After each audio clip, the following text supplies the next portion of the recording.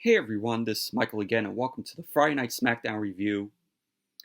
And this review is going to be on this past Friday's Smackdown, which was the October 25th edition.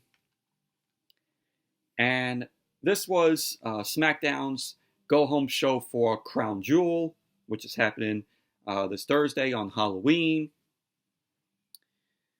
And like SmackDown, every week, ever since it's been on Fox, show was garbage.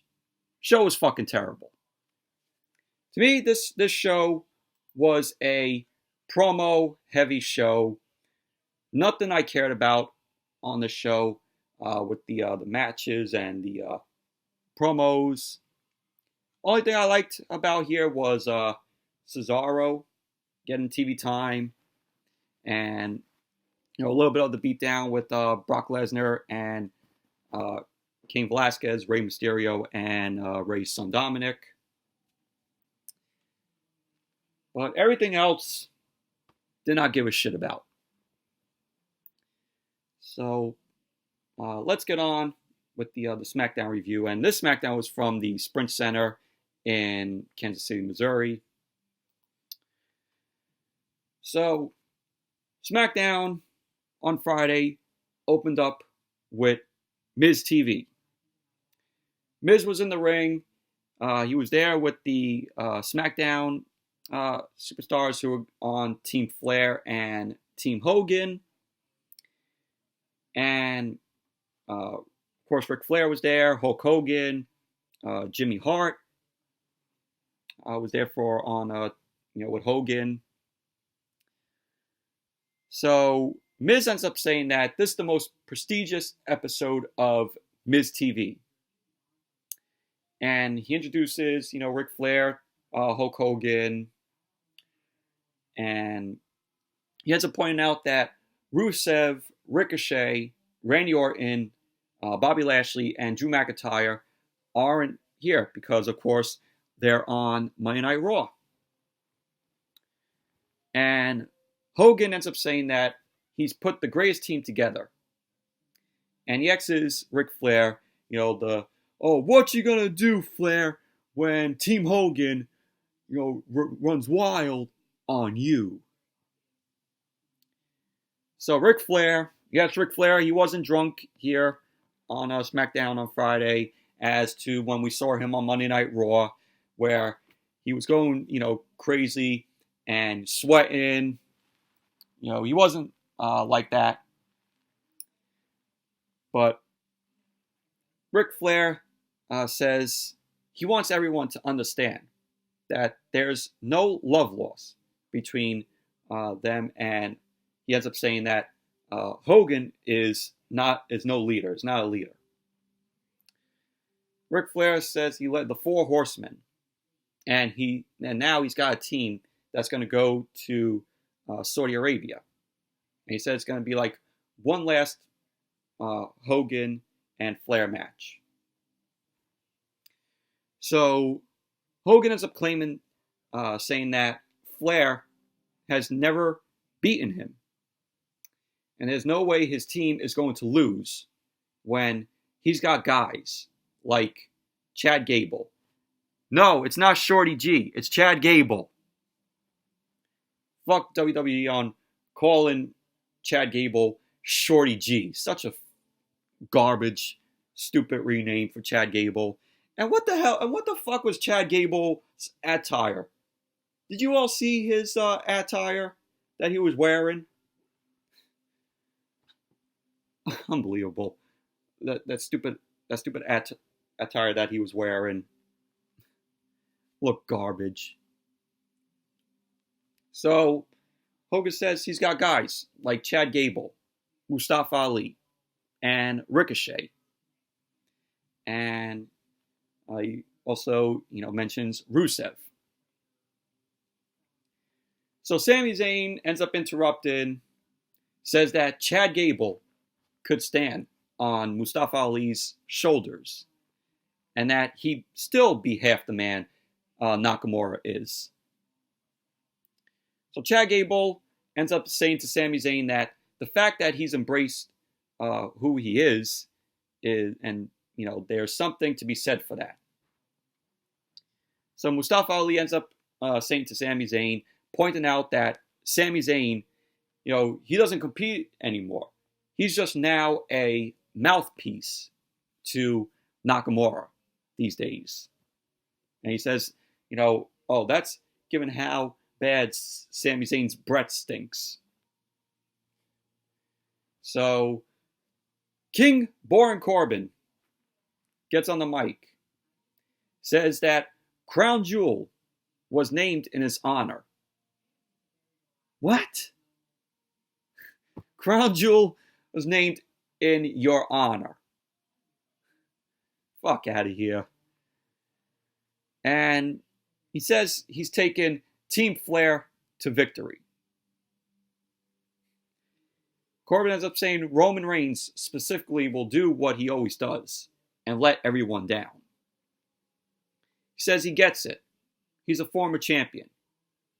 But this is his kingdom now. And these people bow to him. Corbin, I'm pretty sure not many people want to bow to you. So Roman ends up telling Corbin to shut up and points out that he's not a real king. And all, the people that bow down to him are in fact stupid. And he says that is entertaining to us. He says, but we don't like it when Corbin says stupid stuff. He ends up saying the only solution is to punch him in the mouth. So Chad Gable says he wants in on punching faces. And Hogan says he's onto something. And he says there are 6 guys here. So let's have a preview right here tonight. So Sami Zayn ends up telling everybody to take it easy. And they appreciate the offer. And he ends up saying they're taking it under advisement. And nobody needs to do anything right now. So Team Flair ends up leaving. And Hogan asks them not to leave yet. And Hogan says, oh, let's have this match take place in the main event tonight. So Sami Zayn ended up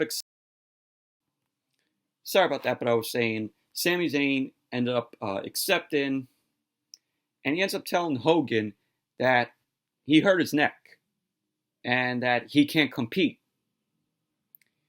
He ends up saying that there's somebody in the back that he has a close personal relationship with. And this person has been dying to have an opportunity. So Sami Zayn ended up saying that he's given this person his spot in the match. And that person ended up turning out to be Cesaro. So Cesaro ended up coming out, made his way down. Roman ended up attacking Cesaro. And then we had a brawl. And that was pretty much that. That was pretty much the promo. But it was a very meh opening to SmackDown with Miz TV and Team Flair and Team Hogan, the SmackDown members on both teams. But so there you go. Main event, we had a six-man tag with the SmackDown members from Team Flair and Team Hogan. We're going to see the same thing on Thursday, minus, the Raw superstars that are on both Hogan and Flair, on Flair's team, Hogan and Flair's teams.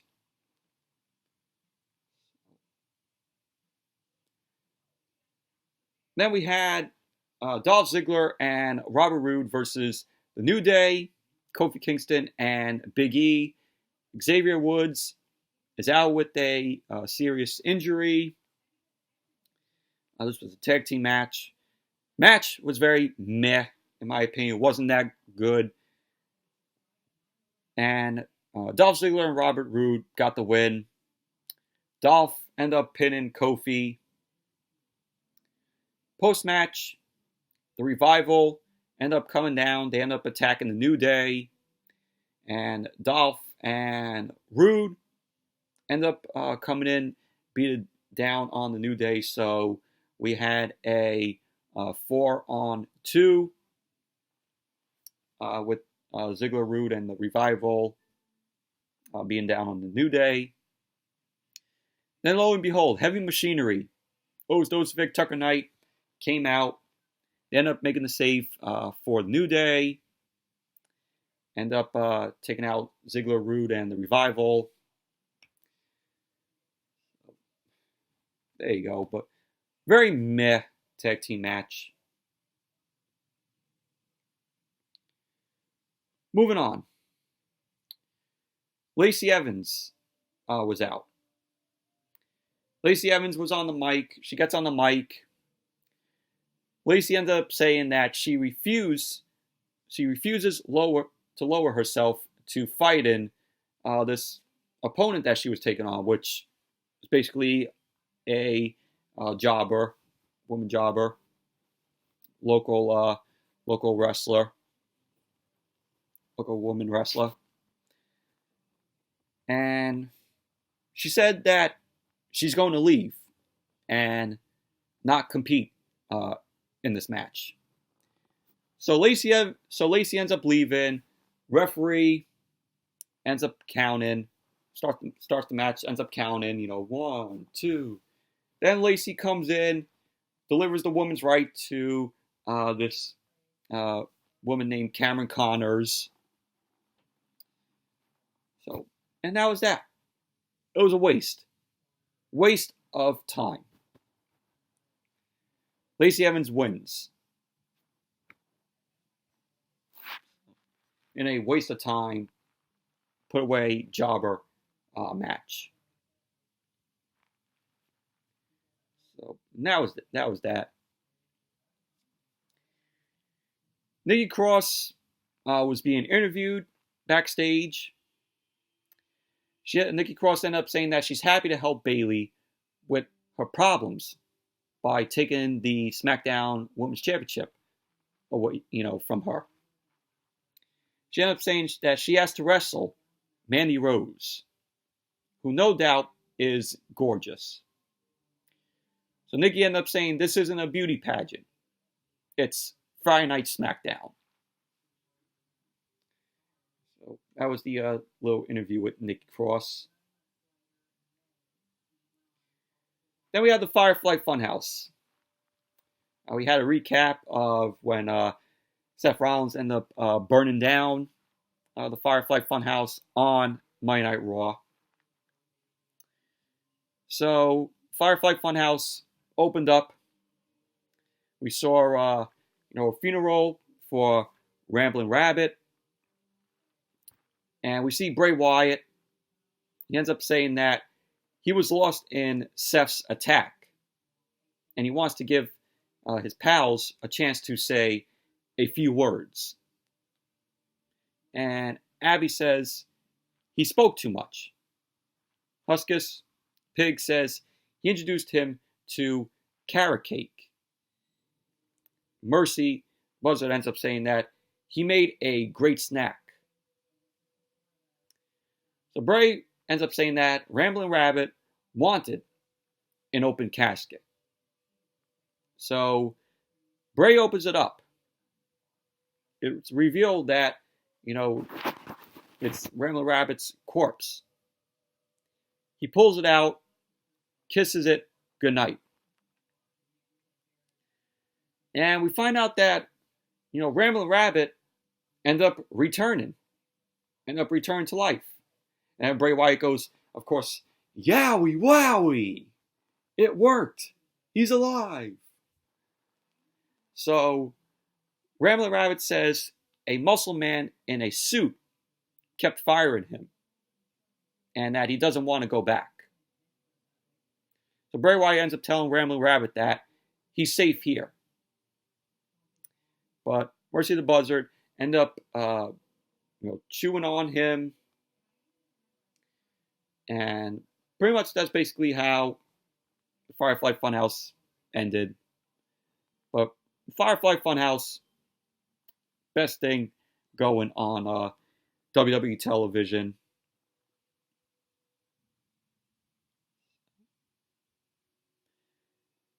Then we had another jobber match.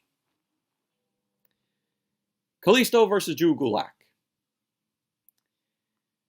So, before the match started, Drew Gulak ended up taking a mic, introduced himself as a former Cruiserweight champion.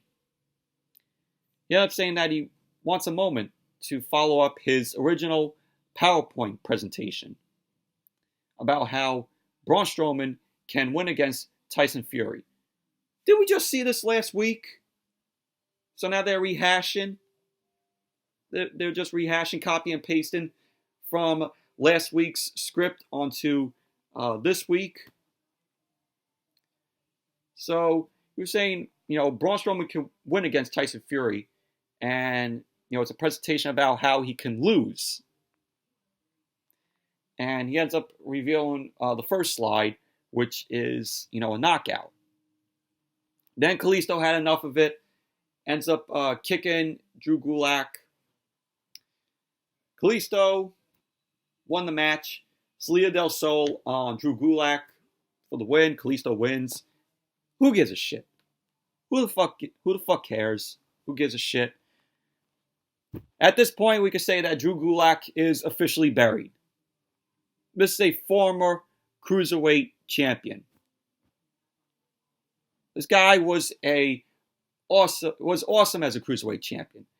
Now that he's drafted from 205 Live, now onto SmackDown. Oh yeah, let's bury the guy because we have nothing planned for Drew Gulak. If you're gonna keep burying him, just send him to catering. That's all. So, post-match, Strowman gets in the ring, ends up hitting a running power slam to Drew Gulak. Like we didn't see that last week. So Braun Strowman got on the mic, and he ended up saying, "This is what happens when you disrespect him." He says, at least Gulak deserves to be in the ring. Unlike Tyson Fury. And Strowman ended up saying that's why he's going to send Tyson back where he belongs when he gets these hands at Crown Jewel. And that was that. That was what Strowman had to say. But Kalisto, Drew Gulak, who cared? Who gave a shit about this match? I didn't. And Strowman says, I don't even care about Braun Strowman versus Tyson Fury at Crown Jewel. I don't care.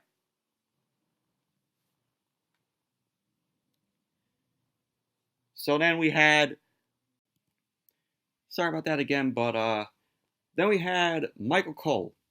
Michael Cole was in the ring. He introduces Daniel Bryan. He was going to interview Daniel Bryan. He X's Daniel Bryan. Daniel Bryan made his way out. Michael Cole asks Daniel Bryan whether or not the Yes Movement is back. Now we had the crowd, chanting yes, yes, yes. And Sami Zayn and Shinsuke Nakamura come out. Sami Zayn is on the mic. He ends up saying Daniel Bryan's win last week was impressive. And Michael Cole, before Daniel Bryan could answer, Michael Cole ended up saying that he's got video footage of Daniel Bryan's promo from last November, where Daniel Bryan was saying, the Yes Movement is dead. And so after the video promo was over, Sami Zayn ended up saying that he's known Daniel Bryan for a long time. And he knows the new Daniel Bryan is the real one. and that he meant every word.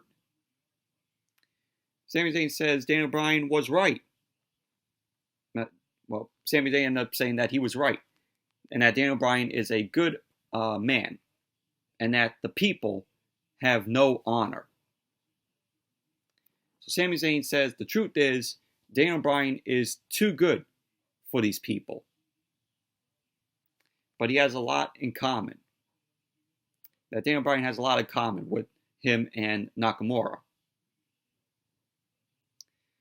And he says it seems to him like he's at a crossroads, that Daniel Bryan is at a crossroads, and that he can either go backwards and revive the Yes Movement, or he can move forward and join him and Nakamura. So Sami Zayn ends up saying, oh, if Daniel Bryan joins us, we could make the world a better place together. And so Sami Zayn, offers Daniel Bryan to shake his hand. Daniel Bryan is like, considering it. He ends up looking at his own hand, and Daniel Bryan just, walks out of the ring. And, pretty much that was basically that. But, very, very meh promo.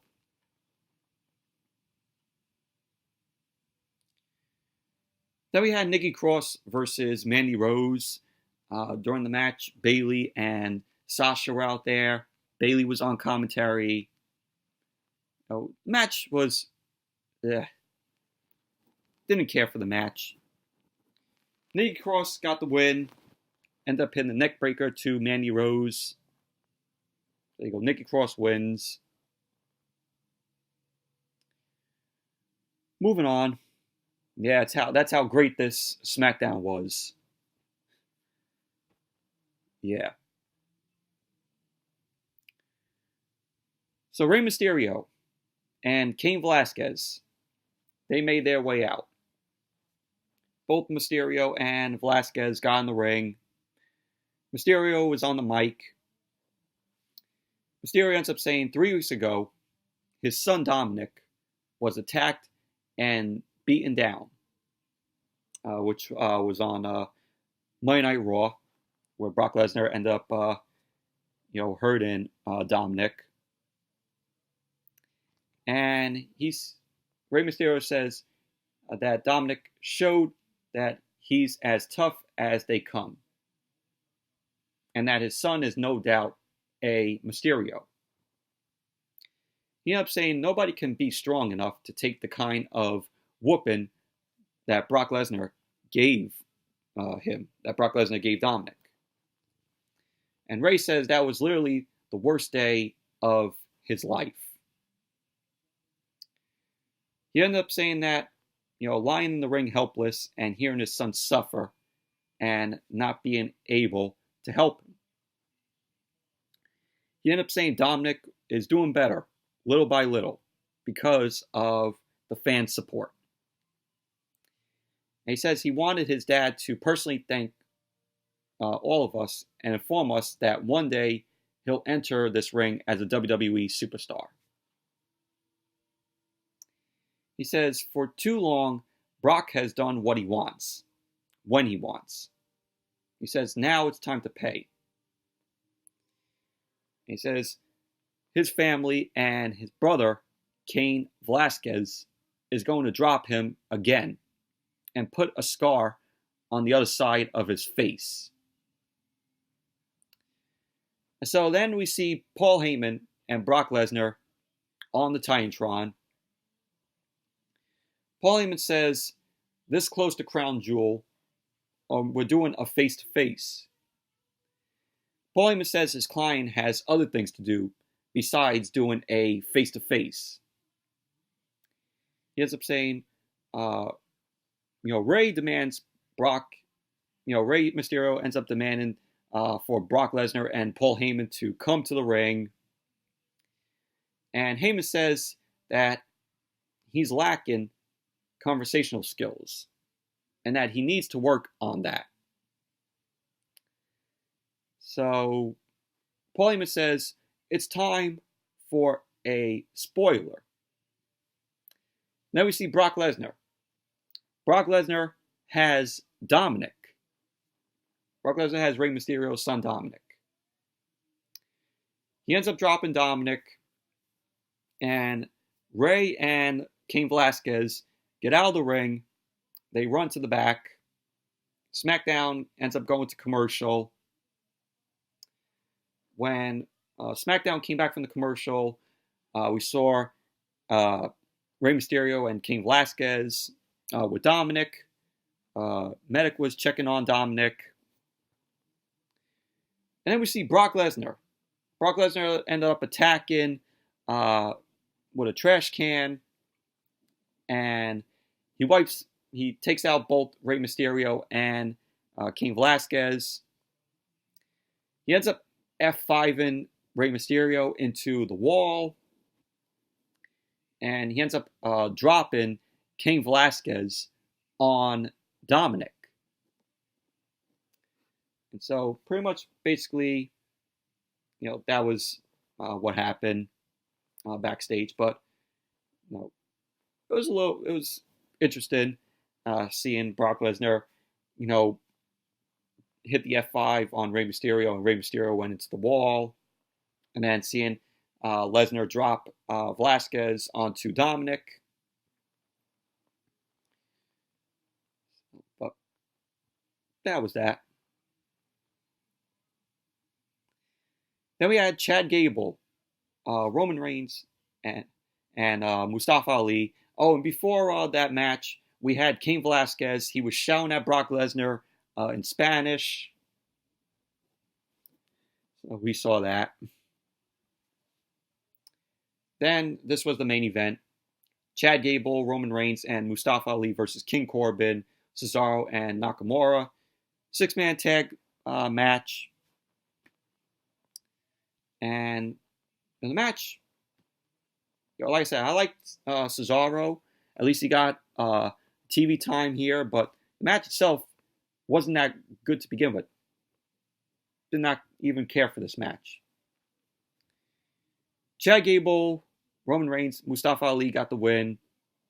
Mustafa Ali ended up hitting the 450 onto Cesaro, winning it for him, Roman Reigns, and Chad Gable. So pretty much you saw basically the SmackDown members of both Team Flair and Team Hogan compete in this 6-man tag, minus the Raw Superstars who are going to be on Team Hogan and Team Flair. That's what it basically was. By the way, this whole Team Flair, Team Hogan thing shouldn't be on Crown Jewel. They should have saved it for Survivor Series. But no, WWE, we gotta impress the Saudis. We gotta impress the Saudi people. So basically, that was that. Very, very not that good of a match. And that was SmackDown. Garbage show. Awful, awful piece of shit show. So anyways, that's it for my review of Friday Night Smackdown from this past Friday. Thank you all for watching. Hope you all enjoyed this review. And did watch WWE Backstage after SmackDown because SmackDown was on FS1, because Fox preempted, because the World Series is happening between the Astros and the Nationals. But after that, it was WWE Backstage, which I actually really enjoyed. And he had Roman Reigns talking on there. He ended up getting attacked by Corbin on Backstage. But WWE Backstage is going to be on Tuesday nights starting November 5th at 11 o'clock on FS1. Really looking forward to seeing WWE Backstage every single week. But yes, anyways, that's it for this video. Thank you all for watching. Be sure to give the video a thumbs up, comment, subscribe, and I will see you all back here tomorrow night for the Monday Night Raw review. So I'll see you all tomorrow night.